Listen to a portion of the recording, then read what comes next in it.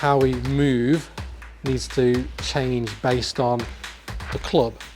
I will work on some ideas of the rates at which we lower the arms. I'm just going to do a backswing to the top and try and move away from my hand as well while we're here. Just touching it, and then in the backswing, of course, you're just going to feel as though you're moving away from it a bit. Swing direction, we've got 13 different clubs in the bag, apart from your putter, of course, which are designed to do some slightly different things. Your short irons, it's fine if we start swinging a bit more, let's say down and left. That swing's obviously going left here, hitting more down. That's okay. And nice there for those little fades that you're hitting. That same swing shape with the driver, not ideal. So we want to shift that. We might see more of a 6 degrees left, maybe with your short irons, with your wedges for a nice little straight little pull fade, that type of shot. But with your driver, we might then be closer to this kind of, even up to like 4 degrees to the right, maybe hitting up, slight draw preference. So how we set up, how we move needs to change based on the club. And so, often hear people say it's the same swing for each club. It is to a degree, but we're trying to do different things with those clubs. So while you can, I won't say get away with, but while you can do this a bit more with your short irons, and you've said your 8 iron, 9 iron pitching wedge you're okay with, as you get longer irons, you maybe struggle a bit. This might be a little bit why. But if we look then at your, not only that, but the swing plane, great number to look at here. This swing plane number, that's the club sweet spot measured from about knee height to knee height, and it's this angle.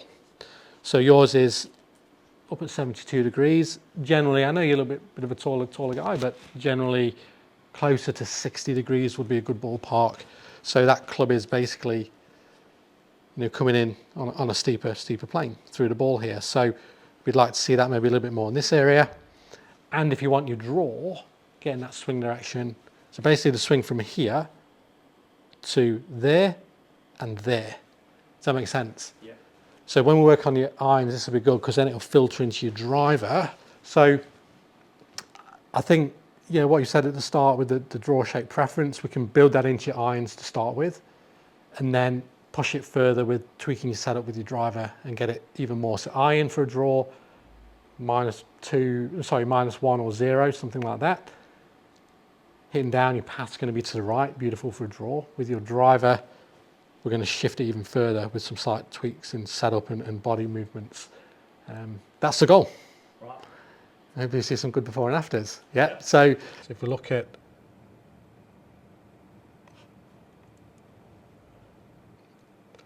okay, so not too bad with your irons, you can get away with this. With your driver and your downswing, we'll put on in a sec, but you're basically this way. So your spine's a little bit more tilted this way. Yeah. Not conducive to hitting up on a driver. You would want it to be tilted more that way, so that you can swing a bit more to the right, stay behind it a bit more. We'll get to that in your driver. This is actually okay with your irons. One thing then I'd work on is, what do you notice difference with the arms here? His arms at that stage are almost by his knee, where mine are just still way outside by the hips, essentially in line with the hips almost. Yeah. At that point of the swing. It's also mine are further away from the body compared to his. His seem very close to the body. Mine feel out. Yep.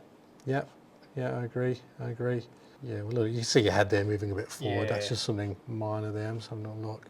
I'll be trying to get a little bit more weight into your right heel. Basically not moving as far forward in the backswing, so you can weight can go in a bit into your right heel. Keeping it simple is kind of what goes up must come down. What I mean by that is basically the backswing. So you get into a decent backswing position. You're a little bit forward here, like I say, but decent backswing position is basically the arms work up and slightly to the right. So that's how the back, that's your backswing there. So it's basically, boom.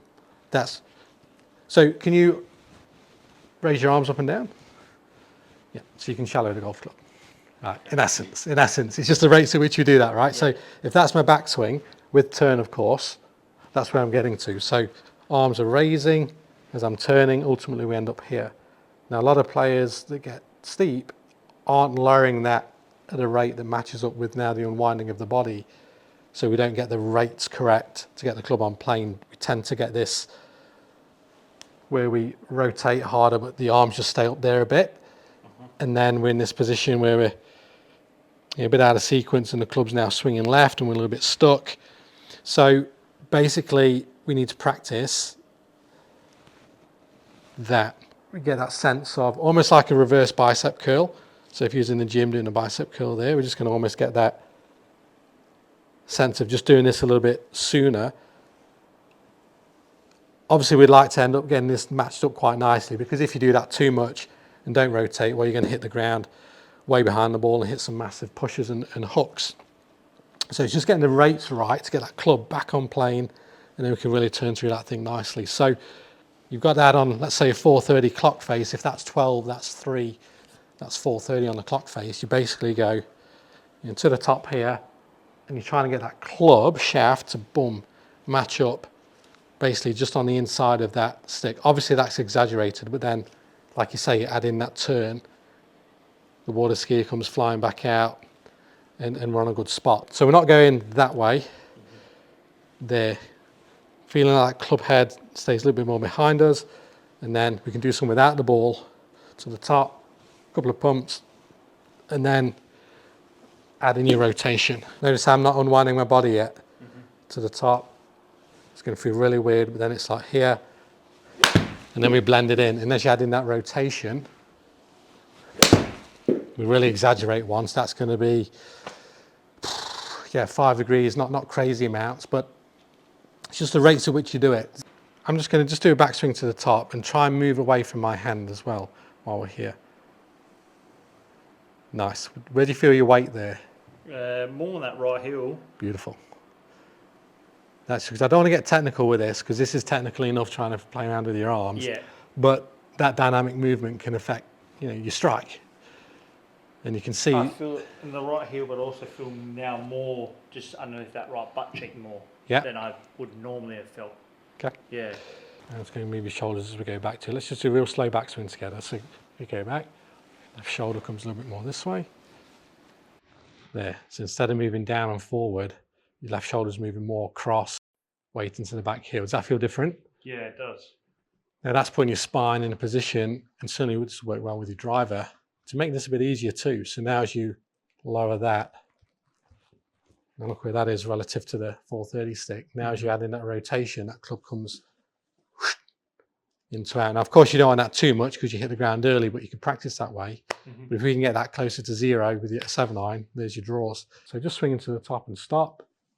Now you're a little bit towards me there. Try and move away from my hand if you can. Good. Yeah, awesome. Now lower the arms and swing to the right. Go. Beautiful. Love that.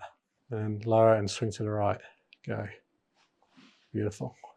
So let's just do the backswing again, just backswing only, moving away from me, weighting to the right heel. Beautiful. Now that in effect actually puts, relative to the ball and relative to where you started, it puts your backswing on a slightly deeper position.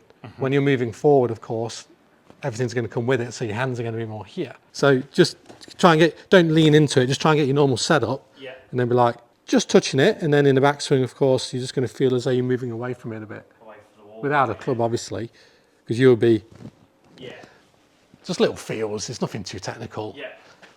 Let's just get the, so when you're ready, mate, lower and then to the right, go.